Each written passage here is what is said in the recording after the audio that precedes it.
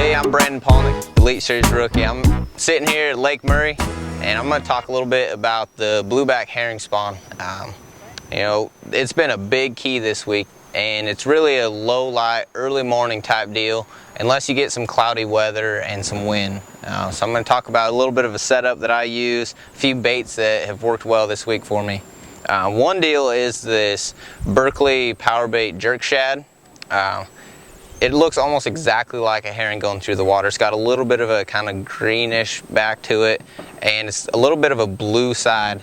And then I take 15-pound Berkeley trilene, 100% fluorocarbon, tie about a 18-inch leader or so to a barrel swivel. That barrel swivel is important. It helps keep that bait down in the water so it's not coming up on the surface, and it helps keep it from spin.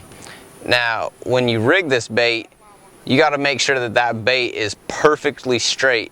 If you have any kinks in this bait at all, it's going to want to kick it to the side, or it's going to want to spin, and that's not how a herring swims. When a herring swims, it goes straight through the water and it swims fast. So another thing that's key is to have a super high speed reel. I use a Abu Garcia Revo Premier 7-to-1 gear ratio, and I'm just burning this thing as fast as I can. I might do 4 or 5 cranks on it and let it pause, and what it does is it swims straight through the water, and as soon as you pause it, it kicks off to the side, and then you just start cranking on it again, and it'll pause it and it kicks off to the side.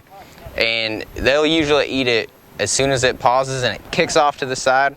Now sometimes you have to switch it up, and when you pause it and it kicks off, you might have to give it a couple jerks to get them to eat it.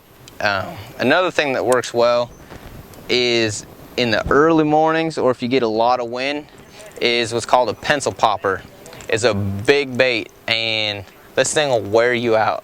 Your arm will be pumping by maybe 5 or 6 casts into it, but I mean, this will get you a big bite. You know, you might have a limit of 3 or 4 pounders on that jerk shad, and you bust out this pencil popper and start throwing this thing on top, and that'll get you a big bite.